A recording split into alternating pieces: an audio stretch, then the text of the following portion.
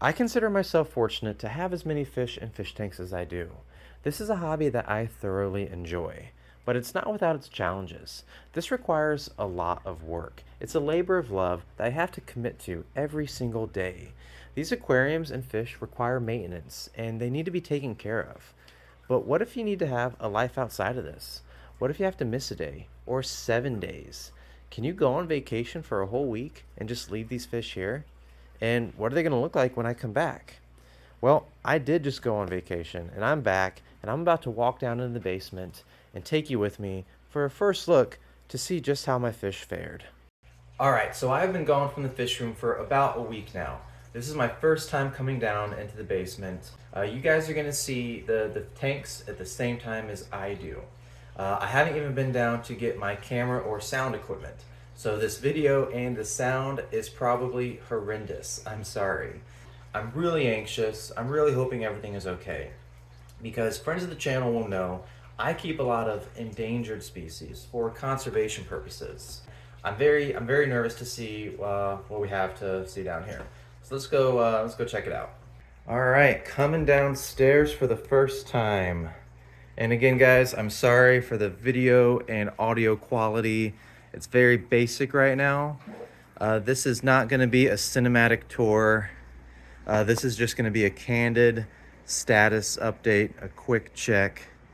Lights aren't even on. Maybe I'll turn the tank lights on in a minute for a better inspection of the fish. Right now, I'm just checking to see if there's activity in the tanks, if the filters are running.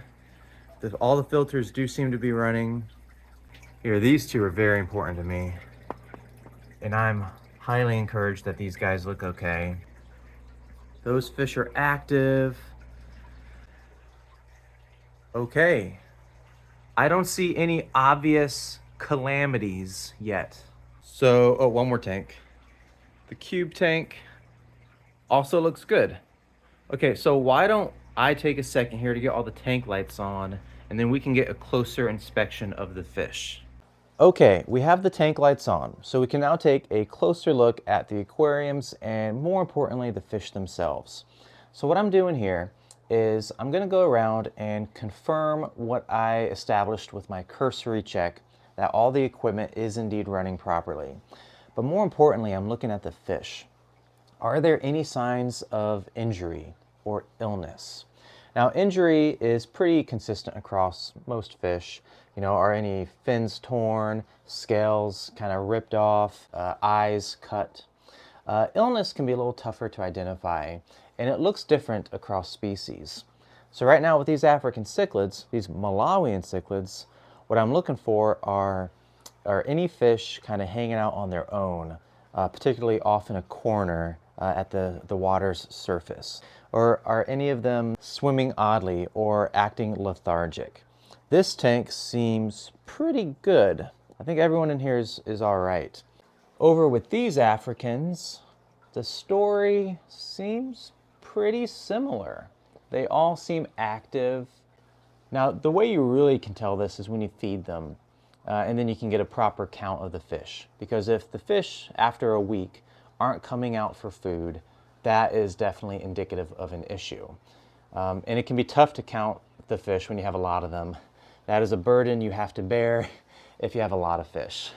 Now up here, I am particularly anxious because these are some of the Madagascan cichlids that are very difficult to replace, if not impossible. And they all seem okay. Now again, you have to really assess the situation as you're feeding them, which I will do after this video. We come over here, and my prized fire eel, Samson, he's okay, he's doing good. Yeah, and we got one of the giant gourami out. The cichlids look okay. The bala sharks. Here, let's count the silver dollars. 8 silver dollars, good. Moving on to more Malawian cichlids. These guys down here look good. Well, hold on, this one. Just because I am so familiar with these fish, I can tell that this girl right here, she looks kind of skinny and she's acting a little oddly. I'm gonna keep a closer eye on her when I feed her. Something seems off there, so we'll come back to that. All right, these two, oh my goodness, they bred. Ha! Not only are they okay, they actually bred while I was gone. That is fantastic. I am legitimately so happy for this. I need to get some food in here for the fry. Looks like they still have some of their yolk sacs. So they've been surviving so far just on that. But I will need to get some food in here for them. That is amazing, actually. Moving on. Are these guys breeding? These two were just doing a little dance, and they've dug into the sand. I don't think they've bred, but they might be in the early stages. The albino threadfin acara look good, and the mangroves. Oh, this is actually new growth. I actually need to elevate these lights. That mangrove is growing perilously close to the lights. Over here, the cube tank. This one's gonna be a little tougher for me to make a judgment call on camera because there's a lot of fish in here of different species. So I need to kind of count them. It's gonna be tough because there's a lot of rock work for them to hide. So the tank offhand looks pretty good, but I gotta inspect the fish closer later. Coming over here at the 280, a lightly stocked tank for now. Got a few starry night cichlids in here. And, you know, ignore the algae again. But hey, these fish, these Tychochromis grandidieri have bred as well. Look, I don't know if you can tell, but there's a ton of eggs on that rock. Now, when those eggs start hatching, these fish are going to turn this really beautiful, bright gold color. It's a fantastic fish.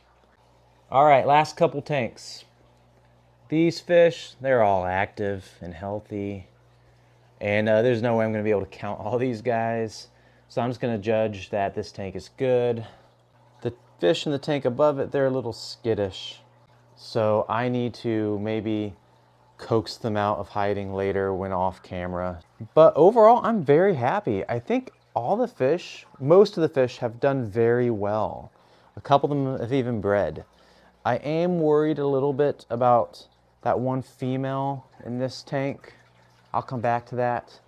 And you know, the other tanks I have to do a more precise count on to really be comfortable. So now I have to feed all the fish and go from there. If you guys are at all interested in learning how I prepare my tanks to be gone for a week and what I do while I'm gone, what I do to make sure that the fish are okay when I return, you know, let me know in the comments. I've made a video about that in the past, but I could definitely do an update. And you know, even in the past, it had been focused on certain fish, but now, you know, I have different kinds of fish. And there are different approaches depending on what you keep, and even depending on the age of the fish you keep.